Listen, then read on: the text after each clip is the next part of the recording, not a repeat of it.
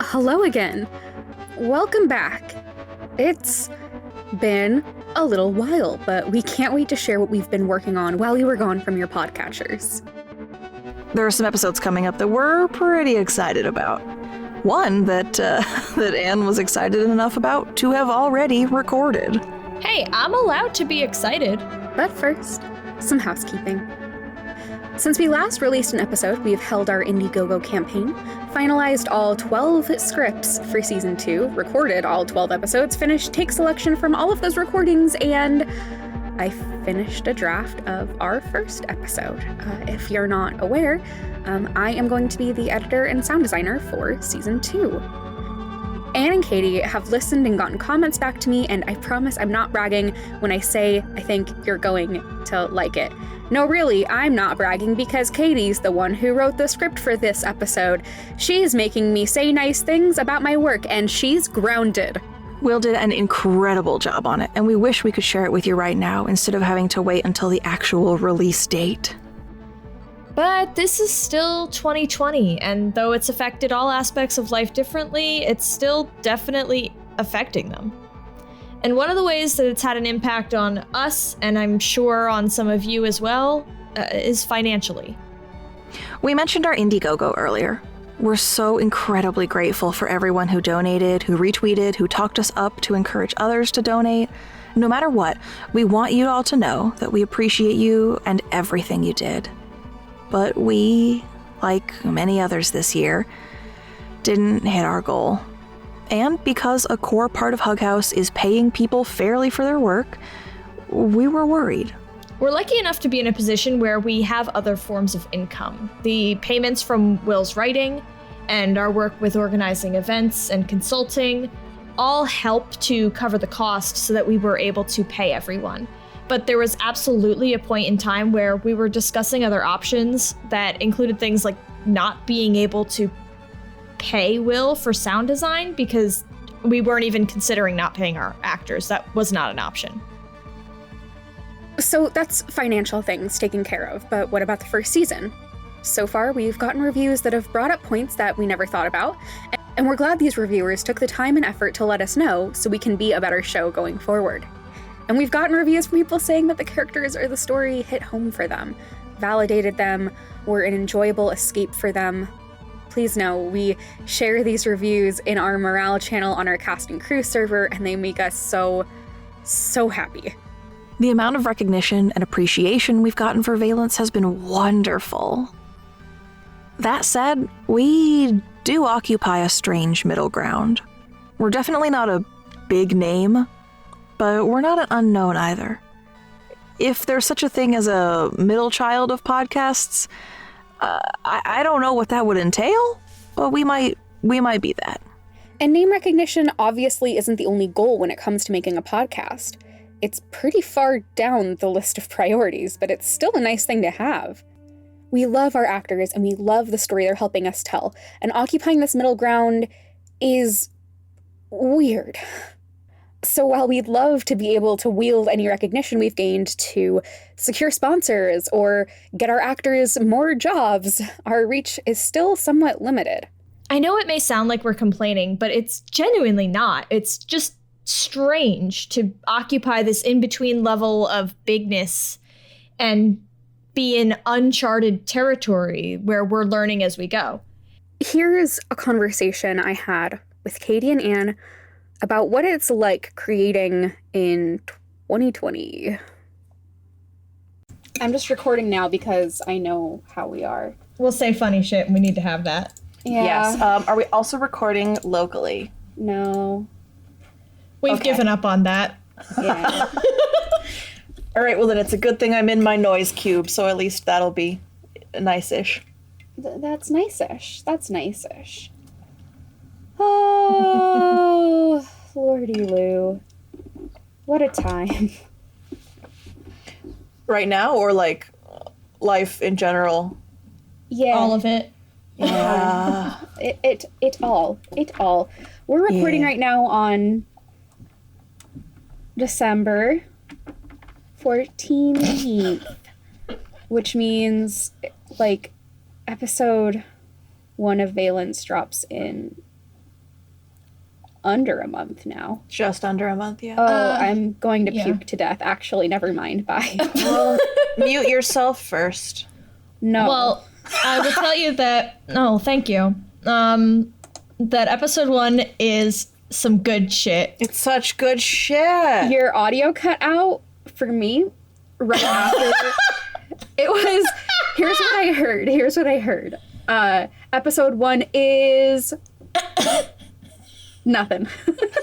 I thought it would have been so much funnier. What I thought you were gonna say was that it cut out because I said episode 1 is good shit, and I thought you were gonna say it cut out. And episode 1 is shit.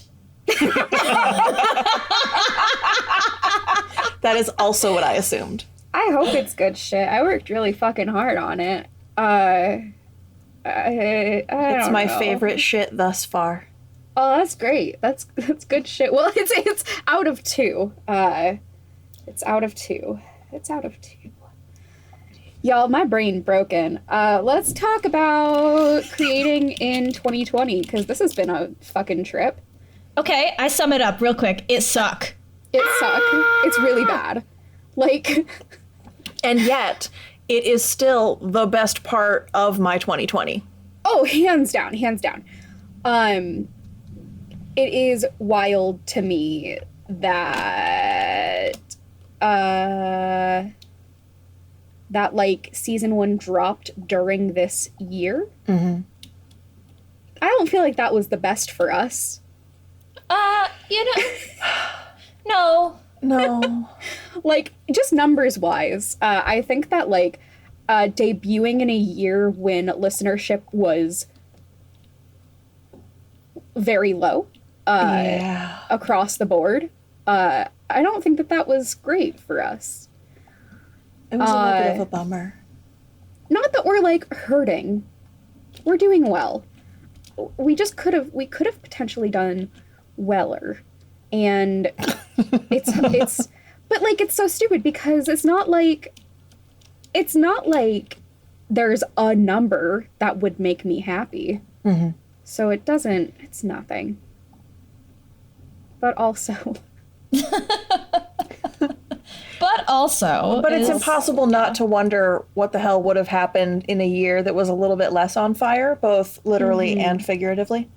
especially making a podcast that's like it talks real world shit and is a little intense. Like, I know I had a lot more difficulty listening to podcasts that were more real this year, and it's literally my job, you know? Yeah, I mean, I straight up like stopped listening to fiction podcasts. I just don't listen Same. to them anymore. Yeah, I have a very hard time. I'm on my 3rd re-listen of Taz Balance since the beginning of quarantine. So like, All I want right now is like the Bechdel cast. That's it. One thing that's fucked up is that I have been listening to more true crime lately, but like just to go to bed. My God, Will, yes, I do the same thing. I've been listening to I started listening to the Morbid podcast because there's like 200 episodes in the backlog. And they literally just talk about people getting murdered and kidnapped. And I put that on to go to bed at night. And I'm like, what does my aunt think when she hears me from my bedroom? Like, and then this person was taken away. Good? No. And no, we're not, Katie. That's the point. all I want is like, I want just a million episodes of Decoder Ring. Like, that is exactly the vibe I want. I want like a single story executed super well, with a voice that is like engaging but not like chaos energy, and I want it to be scripted, and I want it to just be a person and interviews. Like that's all my brain can handle right now. So which is all to say, what a year for Valence. oh boy. There's also like, so I think that we're very lucky in that like I think we got almost everything written before shit got, like, really, really, really bad.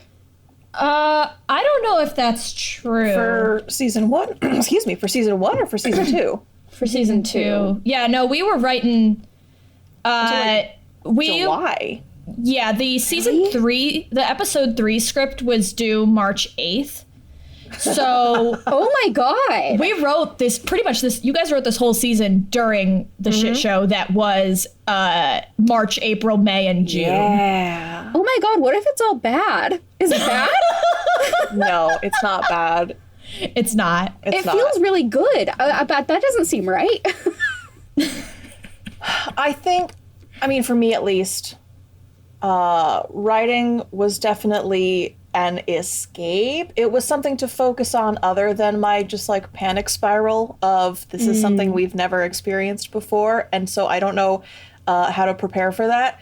And that's the fucking worst for my anxiety.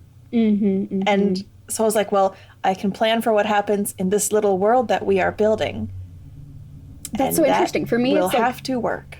it was like I write to process, like, and to synthesize. And I think that does come through in the season, especially a lot of the Flynn stuff. Okay. I thought you were going to say Noelle. Also that. God. Yeah, let's just package some gender feelings and familial trauma. Christ. But no, like with Flynn's stuff, I always knew that I wanted him to kind of go like activist journalist. But now that I'm putting that all together, I can like really see how this all lined up. When the pandemic first hit really hard and there were lockdowns, I worked for a publication where we interviewed like frontline workers. Oh God, I remember that. Holy shit, yeah. Yeah. 2 of whom are friends of mine who are nurses, and I didn't do any of the interviews except for one. And I interviewed a therapist who was still seeing people in person because for reasons regarding those patients' mental health, he had to see them in person, and he felt like it would be abandoning his work to not see them. And he really struggled with that decision. And that interview,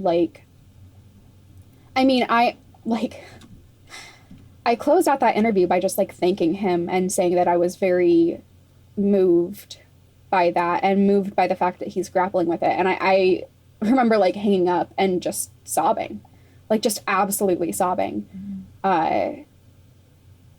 And so, God, Flynn's whole arc and everything with the blog this season was very weird because because early on we called it the Mercury, for me being like a little nod to the Portland Mercury. Little did I know that Portland would go on to have like 160 plus consecutive days of protests. That like my friends who are journalists in Portland would be like getting tear gassed every night.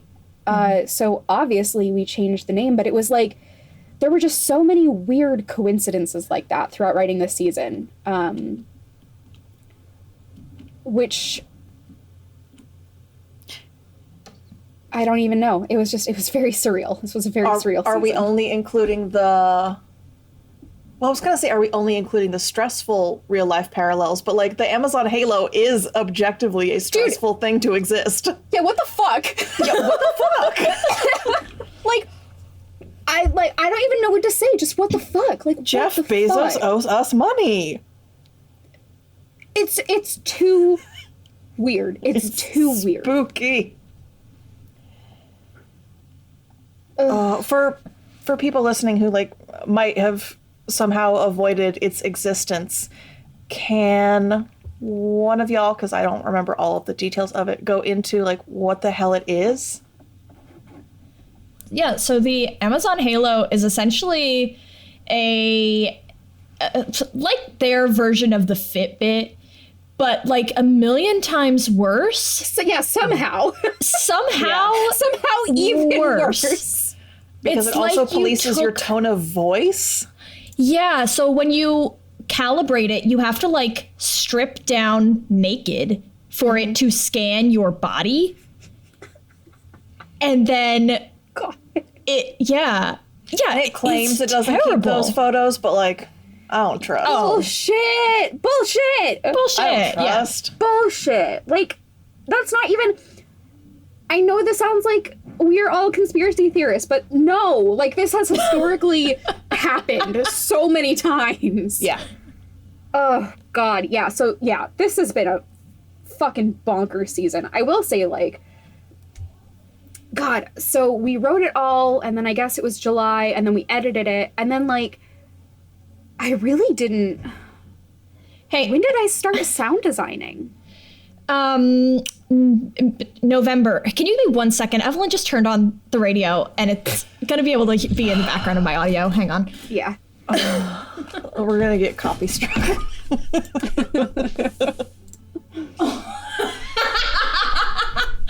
it's worse than that. Oh no. What is it? It's not Evelyn turning on the radio. It is, I was explaining what this terrible device was. Oh no. And the device from that company that I have in my office heard me say the name and then Halo, and it started playing the song Halo.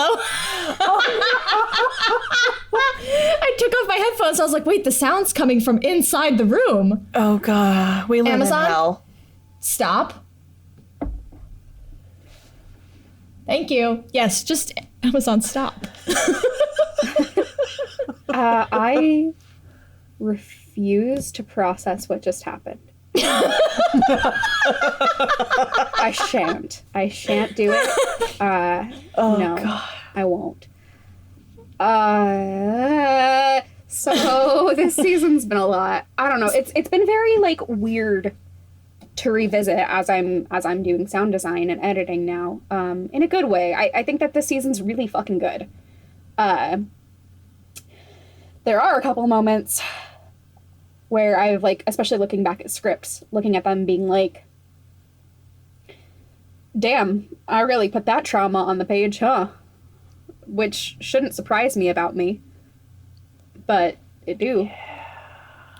Yeah. Well, I think it helps, or not really helps, but it shows you were writing these scripts while season 1 was releasing, and you were looking back at like you did the episode of Scoring Magic on like writing your own experiences into it, especially with episode 4. And I think you were thinking on that probably while writing season 2 and being like, well, I already put it all out there in season 1. Might as well just, like, Right. here you go, have some more. I think that part of it is also looking back at season 1 and being like, I really could have gone harder with a lot of those things. Oh Jesus. Because they were pretty watered down. It's probably good that I didn't go harder. And I think that I'll probably feel the same way about all of this as I'm writing season 3, as Katie and I are. Though season 3, I think, I don't want to talk about it too much, but I think that writing it will have a very different vibe, to say the least. Yep. Yeah. What else? What else about making a thing this year? Because it's just been bizarre. Yeah. I mean, I'm going to follow up this episode, with the next one with going into more details on like production shit that we've changed, just because we've changed so much in our process this year. Yeah. Oh, in the scripted bits, I mentioned crowdfunding. Do we want to talk about money existing? Crowdfunding in the year 2020? Yeah. It's a bad idea. I wouldn't recommend it. Okay, hold on. Unless You are Gabrielle Urbina. Crowdfunding in 2020 is a bad idea. Hold on. Unless you're Gabrielle Urbina and also Sarah Shackett and also Zach Valenti. Correct. Yes. And their incredible cast and the bonus episode writers. For listeners or for audience members who don't know, the team behind Wolf 359 did a crowdfunding campaign for their new show Unseen, which is fantastic and you should listen to it. And their goal was 10K and they wound up with like over 40K.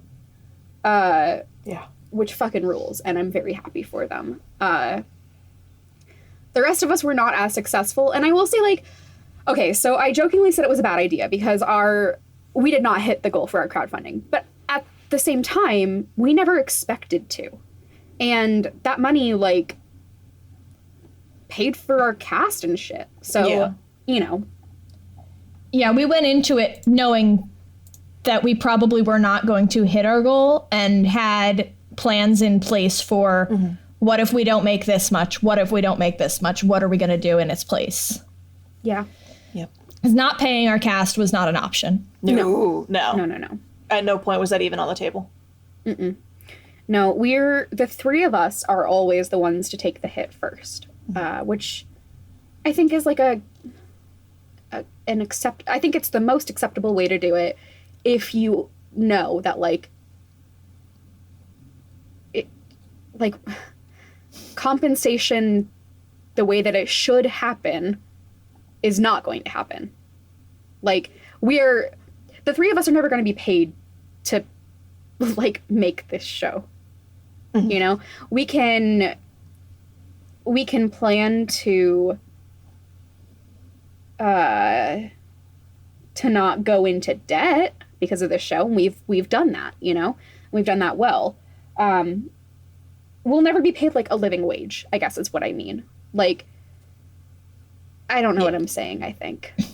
Well, and I think part of it is the attitude that we bring to the process in general, of that, like, we're not coming in here to make money for ourselves. We're coming in here to tell stories. And if we were to make enough that we could, in theory, pay ourselves, I think we would probably want to put most of it into future shows and into other projects that we have in mind, like the mentoring plan.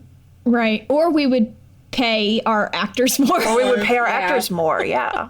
Yeah. I know us.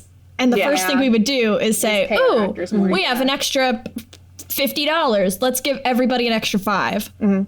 Yeah. You know, like that's... I do love to give bonuses. It feels really good. And we were able to do that with season 1 a few times. It feels really good. It really does. Yeah. I know as an employee, I like to get a bonus. So a bonus is good. Bonuses feel really good. I've never gotten a bonus. I don't know what that feels like. I have also never gotten a bonus. I'm going to Venmo you both $10 right now. And that's your No, I'll drive to Jersey and I'll fight you. I'm going to mail you both a sweaty $10 bill. No. You know, I can't talk about that at all. Never mind. I was going to say that what will be nice about writing season 3 is that I can write about travel, but I can't talk about that. That's way too much of a spoiler. I mean, you can talk about it and then just cut it and save it. Yeah, that's true. I'm not going to, though. You can't talk about it like you just did just now. Yeah, dude, I'm fucking hungry and I'm so tired. I'm staring at my dinner right in front of me. It's in front of me. I cannot eat it because I'm on a microphone. Eat it uncomfortably close to the microphone. Don't do that. Do we have anything else to say about... Okay, I have one last thing to say about creating in 2020. The thing about making a show this year is that, like, thinking is so hard. Like, just thinking, let alone being creative, let alone doing... Yes, mozzarella. Yes. Let alone doing things like editing and sound design, and then let alone, like, being on top of social media and marketing and things. So, like, the fact... I want to pat us on the back for the fact that season 1 came out and season 2 is coming out. Like, that. I would like to pat you on the back because we are currently, more than a month ahead? Well, you are currently more than a month ahead of schedule for sound designing. Yeah. That's true, you are. So what? Don't look at me. Don't look at me. Look away. No, we are all Dame Judi Dench on this night. I guess I should specify, like, we're not on a video call. They're not looking at me. This is just audio. Spiritually, we are Dame Judi Dench looking at you. True. Looking directly into the camera at me specifically. Yeah, I don't know. So, like, pat us on the back. And also, like, hey, if you liked season 1, if you like season 2, if you like Scoring Magic, please fucking tell us. Like, I don't know how else to ask for validation. I would really like validation from listeners and audience members. I would like it. I would like to have it. I would like to be told I did a good job. I would like Katie and Anne to be told that they did a good job, and for all of our actors to be told that they did a good job. So if you liked the thing, if you could tell us that we did a good job, I would like to hear it.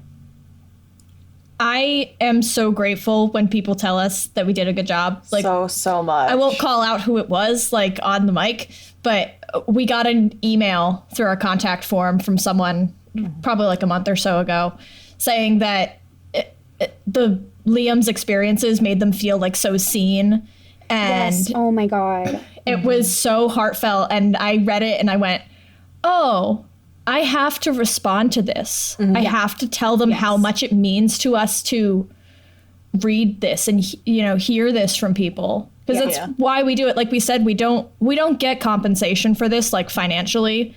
We're just doing it because we want to tell these stories and because we feel these stories are important. Yeah. And if even one person tells us, like, it made them feel seen, then the whole thing is worth it. Yeah, we are all sad and fragile. Please say the nice words at us. Yeah, we're sad and fragile. We made fucking Valence. Like, do you think we're okay? We're not okay. We're not okay. Yeah, that email meant a lot to me. I really, really, really needed to hear that. So looking forward to our second season, there's one more thing we'd like to talk about. The plot. No, we're not giving any spoilers here, but our first season had a lot to say about the importance of data privacy and how data can be misused in the wrong hands, especially when it comes to groups in positions of power over others of one or more underrepresented identities. In the world of Valence, we've shown multiple ways in which muses are treated differently just for having magic, and how organizations with power treat them, whether with good intentions or bad. Knowing us, this is going to come up more in season 2, and we're gonna continue to explore it even further, just as it's come up in real life. This year, we saw firsthand accounts of people having surveillance used against them in horrifying ways, endangering their safety and their work and their lives and families. And we don't take these parallels lightly, and we're not just including them for shock value and drama. Data privacy and people's different approaches to protecting their own data have been on my mind for years now. I've talked about my personal history with this before, and it has always been one of the major threads of the story that we're telling. And I think finding ways to help people understand just how powerful their personal data is will continue to be crucial. I close every episode of Valence with "Protect Your Magic," and I hope our audience knows that I mean that in more ways than one. This coming season is going to be a lot. We've poured ourselves into it, and there are parts that will be emotionally taxing, but in ways that felt important and honest, at least to us. And we can't wait to share it with you.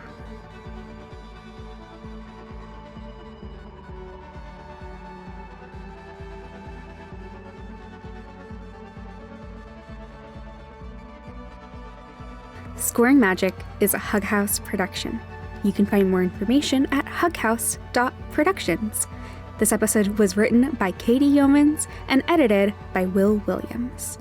You can find us at scoringmagicpod.com and on social media as Scoring Magic Pod.